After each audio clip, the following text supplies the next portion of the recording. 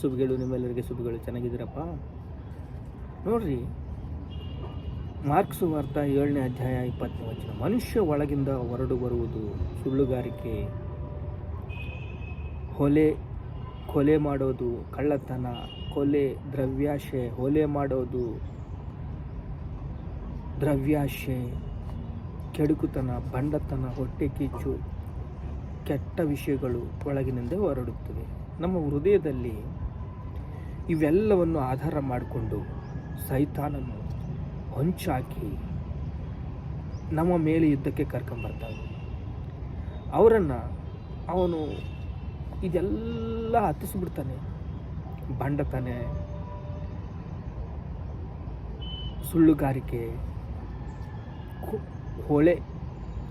ಹೊಳೆಗಾರಿಕೆ, ಕೆಳ್ಳತನ, ದ್ರವ್ಯಾಶೆ, ಕೆಡುಕುತನ, ಮೋಸ, ಬಂಡತನ, ಹೊಟ್ಟೆ ಕಿಚ್ಚು ಇವೆಲ್ಲ ಹತ್ತಿಸಿ, ಕೆಟ್ಟ ವಿಷಯಗಳನ್ನೆಲ್ಲ ಹತ್ತಿಸಿ ನಿಮ್ಮನ್ನು ಪಾಪಕ್ಕೆ ದಾಸರಾಗಿ ಮಾಡ್ಕೊಳ್ತಾನೆ. ಆಗ ಯುದ್ಧವು ನಡೆಯುತ್ತೆ, ಕಠಿಣ ಯುದ್ಧವು ನಡೆಯುತ್ತೆ. 2 ಕೊರಿಂಥಿ 4ನೇ ಅಧ್ಯಾಯ 10ನೇ ಅಧ್ಯಾಯ 4ನೇ ವಚನ. ನಾವು ಉಪಯೋಗಿಸುವ ಆಯುಧಗಳು ಲೋಕ ಸಂಬಂಧವಾದದ್ದು ಅಲ್ಲ. ಎಫೆಸೀ 6:12. ನಾವು ಹೋರಾಡುವುದು ಮನುಷ್ಯ ಮಾತ್ರ ಅಲ್ಲ, ಸಂಗಡವಲ್ಲ, ರಾಜ್ಯತ್ವಗಳ ಮೇಲೆ, ಅಧಿಕಾರಿಗಳ ಮೇಲೆ, ಈ ಅಂಧಕಾರ ಲೋಕಾಧಿಪತಿ ಮೇಲೆ ನಾವು ಹೋರಾಡುವಂಥ. ಆದ್ದರಿಂದ ಕಠಿಣ ಯುದ್ಧವು ನಡೀತಾ ಇದೆ. ವೈರಿಗಳು ಎದುರಿಸುವುದಕ್ಕೆ ನಾವು ಶಕ್ತರಾಗಿರಬೇಕು. ನಮ್ಮ ಒಳಗೆ ಏನೇನಿದ್ದಾವೋ ಅವನ್ನೆಲ್ಲ ತೆಗೆದುಹಾಕೋಕ್ಕೆ ಬೈಬಲ್ ಇದೆ.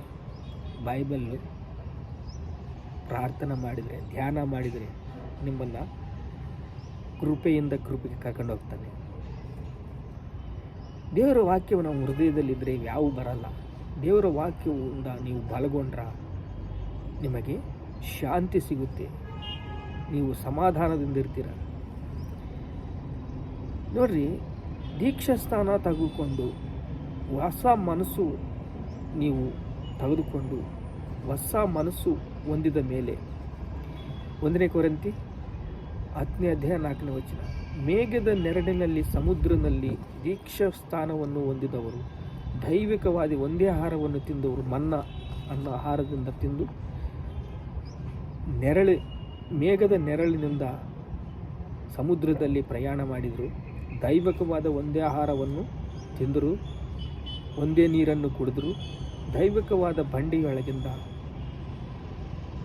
ಆ ಬಂಡೆ ಕ್ರಿಸ್ತನೇ, ಯೇಸು ಕ್ರಿಸ್ತನನ್ನು. ಇದು ಮೋಶೆ ಕಾಲದಲ್ಲಿ ನಡೆಯಿತು. ಬಾಪ್ತಿಸ ತೆಗೆದುಕೊಂಡ್ರು, ಅವರು ಶಾಂತಿಯಿಂದ ನಡೆದರು. ಒಂದು ಸೂಚನೆ ನಮಗೆ ತೋರಿಸ್ತಾ ಇದ್ದಾನೆ.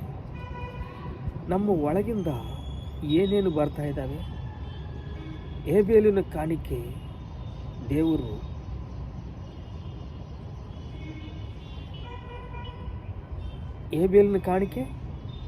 ದೇವರು ಅರ್ಪಣೆ ಸೇವಿಸಿದರು. ಕೈಯಲ್ಲಿನ ಕಾಣಿಕೆ ಸೇವಿಸಲಿಲ್ಲ. ಕೈಯಲ್ಲಿನಲ್ಲಿ ಏನಿದೆ? ಇವೆಲ್ಲ ಇದೆ. ಹೇಬೇಲಿನಲ್ಲಿ ಏನಿದೆ? ಹೊಸ ಮನಸ್ಸಿದೆ. ಹೊಸ ಮನಸ್ಸು ಬೇಕಂತ ದೇವರು ಕೇಳ್ತಾ ಇದ್ದಾರೆ. ಒಂದೇ ಆಹಾರವನ್ನು ತಿಂದರು, ಮನ್ನಾ ಅಂತ ಆಹಾರವನ್ನು ತಿಂದರು, ಒಂದೇ ನೀರನ್ನು ಕುಡಿದ್ರು, ದೈವಿಕವಾದ ಬಂಡಿಯೊಳಗಿಂದ ಬಂದರು, ಮೇಘದ ನೆರಳಿನಲ್ಲಿ ಅವರು ವಾಸ ಮಾಡಿದರು, ಸಮುದ್ರದಲ್ಲಿ ದೀಕ್ಷಾಸ್ಥಾನ ಹೊಂದಿದರು. ಇಂದಿನ ದಿವಸ ರಕ್ಷಣೆ ಹೊಂದಬೇಕಂತ ದೇವರು ನಮಗೆ ಹೇಳ್ತಾ ಇದ್ದಾನೆ. ದೇವರು ರಕ್ಷಣೆಯಲ್ಲಿ ನಮ್ಮನ್ನು ಅನೇಕ ವಿಷಯಗಳು ಹೇಳಿ, ದೈವಿಕವಾದ ಬಂಡೆಯೊಳಗಿಂದ ಆ ಬಂಡೆ ಕ್ರಿಸ್ತನೇ, ದೈವಿಕವಾದ ಬಂಡೆ ಯೇಸು ಕ್ರಿಸ್ತನು. ಬಂಡೆ ದೈವಿಕವಾದ ಬಂಡೆ ಯೇಸು ಕ್ರಿಸ್ತ ನಮಗೆ ಇಂದಿಗೂ ನಮ್ಮ ಹತ್ರ ಇದ್ದಾನೆ, ನಮ್ಮ ಸಂಗಡ ಇದ್ದಾನೆ, ನಮ್ಮ ಹೃದಯದಲ್ಲಿದ್ದಾನೆ. ಆದರೆ ಅವರನ್ನು ನೀವು ಅಭಿವೃದ್ಧಿ ಮಾಡ್ಕೋಬೇಕು. ಪವಿತ್ರ ಆತ್ಮನನ್ನು ಅಭಿವೃದ್ಧಿ ಮಾಡ್ಕೋಬೇಕು. ನಿಮ್ಮ ಹೃದಯದಲ್ಲಿ ವಾಕ್ಯವಿದೆ. ವಾಕ್ಯವೇ ಅದು ಶಕ್ತಿಗೊಳ್ಳುತ್ತೆ, ಆಧಾರಗೊಳ್ಳುತ್ತೆ. ಒಳ್ಳೆಯ ನಡತೆ ಹೇಬೇಲನಾಗಿ ನಿಮ್ಮನ್ನು ಮುಂದಕ್ಕೆ ನಡೆಸುತ್ತೆ. ಹೇಬೇಲನು ದೈವಕವಾಗಿ ನಡ್ಕೊಂಡನು, ಆದರೆ ಕೈಯೋಲನು ನರಹತ್ಯೆ ಮಾಡಿದನು, ಕೊಲೆ ಮಾಡಿದನು, ಕೆಡುಕುತನ ಮಾಡಿದನು, ಬಂಡತನ ಮಾಡಿದನು, ಹೊಟ್ಟೆ ಕಿಚ್ಚು, ಕೆಟ್ಟ ವಿಷಯಗಳಲ್ಲಿ ಕೊಲೆ ಮಾಡಿದನು. ಏಕೆ ಕೈಯೇಲನು ಈಗ ಮಾಡಿದ? ಹೇಬೇಲನಾದರೆ ದೈವಕವಾದ ನೀರನ್ನು ಸೇವಿಸಿ ಬಂಡೆಯೊಳಗಿಂದ ಕ್ರಿಸ್ತನನ್ನು ನೋಡಿದೆವು ನಾವು. ಹೇಬೇಲನ ಹೊಸ ಮನಸ್ಸು ನೋಡಿದ್ದೀವಿ. ಹೇಬೇಲು ದೇವರ ಹತ್ರ ಸಮಾಧಾನ ಪಡೆದನು. ಹೇಬೇಲನು ಎಷ್ಟು ಶಾಂತವಾಗಿ ಹೊಂದನು. ಹೇಬೇಲನ ಅರ್ಪಣೆ ದೇವರು ಅಂಗೀಕರಿಸಿದ್ದಾರೆ. ಕೈಯಲ್ಲಿನ ಅರ್ಪಣೆ ದೇವರು ಅಂಗೀಕರಿಸಲಿಲ್ಲ. ಸೈತಾನನು ನಮ್ಮನ್ನು ಏನು ಮಾಡ್ತಾನಂದರೆ ಯುದ್ಧ ಮಾಡ್ತಾನೆ. ನಮ್ಮನ್ನೆಲ್ಲ ಕೆಡಕಿನ ಅಗ್ನಿಬಾಣಗಳಿಂದ, ನಮ್ಮನ್ನು ಕೆಟ್ಟ ಚಾಳಿಗಳಿಂದ ನಮ್ಮನ್ನು ಮತ್ತು ಏರಿಸ್ತಾನೆ. ಎಫೆಸ 6:12 ನಾವು ಹೋರಾಡುತ್ತಿರುವುದು ಮನುಷ್ಯರ ಮಾತ್ರ ಸಂಗಡವಲ್ಲ, ರಾಜ್ಯತ್ವ ಮೇಲೆ, ಅಧಿಕಾರಿಗಳ ಮೇಲೆ, ಈ ಅಂಧಕಾರ ಲೋಕಾಧಿಪತಿ ಮೇಲೆ, ಸೇನಾ ಅಂತ ದೆವ್ವಗಳ ಮೇಲೆ. ನಾವು ಹೋರಾಡುತ್ತಿರುವುದು ಸೇನೆಗಳಂಥ ದೆವ್ವಗಳ ಮೇಲೆ. ಕಠಿಣ ಯುದ್ಧವು ನಡೀತಾ ಇದೆ. ವೈರಿಗಳನ್ನು ಎದುರಿಸುವುದಕ್ಕೆ, ಶಕ್ತರಾಗಿದ್ದಕ್ಕೆ ಕೃಪಾ ದೇವರ ಹತ್ರ ಕೇಳಬೇಕು. ನಾವು ಕೈಯಲ್ನಾಗಿ ಬಾಳಬಾರ್ದು. ಕೈಯಲ್ಲನ್ನು ನರಕಕ್ಕೆ ಕರ್ಕೊಂಡು ಹೋಗೋಕ್ಕೆ ಅವನು ಸಿದ್ಧವಾಗಿದ್ದಾನೆ. ಆದರೆ ಹೇಬೇಲನು ದೇವರ ಪ್ರೀತಿಯನ್ನು ಹೊಂದಿಕೊಂಡು ದೇವರ ಅರ್ಪಣೆಯನ್ನು ಅಂಗೀಕರಿಸಿ ಒಂದೇ ಬಂಡಿಯೊಳಗೆಂದು ನಡೆದು, ದೈವಕವಾದ ಬಂಡೆ ಅದು ಕ್ರಿಸ್ತು. ಆ ಬಂಡೆ ಕ್ರಿಸ್ತೇ. ರಕ್ಷಣೆ ಹೊಂದಿದವರು ದೀಕ್ಷಾಸ್ಥಾನ ತಗೋಬೇಕಂತ, ಅದ್ಭುತ ಮಾಡಬೇಕಂತ, ಆಶ್ಚರ್ಯಕಾರ ಮಾಡಬೇಕಂತ, ಹೊಸ ಜನ್ಮ, ನೂತನ ಜನ್ಮ, ನೂತನ ಮನಸ್ಸು ತಗೋಬೇಕಂತ, ದೈವಕವಾದ ಒಂದೇ ಆಹಾರವನ್ನು ತಿನ್ನಬೇಕಂತ ದೇವರು ಆಶಿಸ್ತಾ ಇದ್ದಾರೆ. ನೇರೇ ಇವತ್ತೇ ರಕ್ಷಣೆ ದಿನ. ರಕ್ಷಣೆ ತಗೊಳ್ರಿ. ರಕ್ಷಣೆ ತಗೊಂಡು ದೀಕ್ಷಾಸ್ಥಾನ ತಗೊಳ್ರಿ. ದೀಕ್ಷಾಸ್ಥಾನದಿಂದ ಹೊಸ ಮನಸ್ಸನ್ನು ಹೊಂದ್ರಿ. ಬಾಳಿದ ಸ್ವಲ್ಪ ದಿನವಾದರೂ ಹೇಬೇಲಂಗೆ ಬಾಳ್ರಿ. ಪ್ರಾರ್ಥನೆ ಮಾಡಿಕೊಳ್ಳೋಣ. ತಂದೆ, ಹೇಬೇಲಂಗೆ ನಾವು ಬಾಳ್ಬೇಕು. ಕೈಯಲ್ಲಂಗೆ ನಾವು ಬಾಳಬಾರ್ದಪ್ಪ.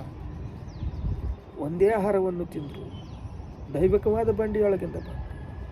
ಆ ಬಂಡೆ ಕ್ರಿಸ್ತನೇ. ಅಪ್ಪ, ನಮ್ಮ ಮನುಷ್ಯನೊಳಗಿಂದ ಹೊರಗೆ ಬರುವ ಸುಳ್ಳುಗಾರಿಕೆ, ಹೊಳೆಗಾರಿಕೆ, ಕಳ್ಳತನ, ಕೊಲೆ, ದ್ರವ್ಯಾಶೆ, ಕೆಡುಕುತನ ಇವೆಲ್ಲ ಕೈಯಲ್ಲಿನಲ್ಲಿದ್ದಾವೆ. ಅಪ್ಪ, ನಾವು ಕೈಯಲ್ಲಿನಂಗ ನರಕಕ್ಕೆ ಹೋಗಬಾರ್ದು. ನರಕದಲ್ಲಿ ನಾವು ಸಿಕ್ಕಾಕೋಬಾರ್ದು. ನಾವು ಹೇಬೇಲನಾಗಿ ನಮ್ಮ ಅರ್ಪಣೆ ದೇವರ ತೋರಿಸಿ ದಿನವೂ ವಾಕ್ಯವನ್ನು ಸೇವಿಸಿ, ದಿನವೂ ಆತ್ಮೀಯಗೆ ಬಲಗೊಳ್ಳಿ, ದಿನವೂ ನಮ್ಮನ್ನು ದೇವರಿಗೆ ಅರ್ಪಿಸಿಕೊಂಡು ನಮ್ಮ ಅರ್ಪಣೆಯನ್ನು ದೇವರಿಗೆ ಅರ್ಪಿಸಿ ದೇವರ ಶಕ್ತಿಯಿಂದ ನಾವು ಮುಂದಕ್ಕೆ ಹೋಗೋಕ್ಕೆ, ನಾವು ಸತ್ಯವನ್ನು ನುಡಿಯೋದಕ್ಕೆ ನೀವು ಕೃಪೆ ಕೊಡ್ರಿ. ನಮ್ಮನ್ನು ಬಲಗೊಳಿಸ್ರಿ, ಸ್ಥಿರಗೊಳಿಸ್ರಿ, ಸಿದ್ಧಗೊಳಿಸ್ರಿ. ನಿಮಗೆ ಸಮಸ್ತ ಮಹಿಮೆ, ಘನತೆ, ಪ್ರಭಾವಗಳು ತಂದೆ ಚೆಲ್ಲಿಸ್ತಾ ಇದ್ದೀವಿ ತಂದೆ. ಆಮೇಲೆ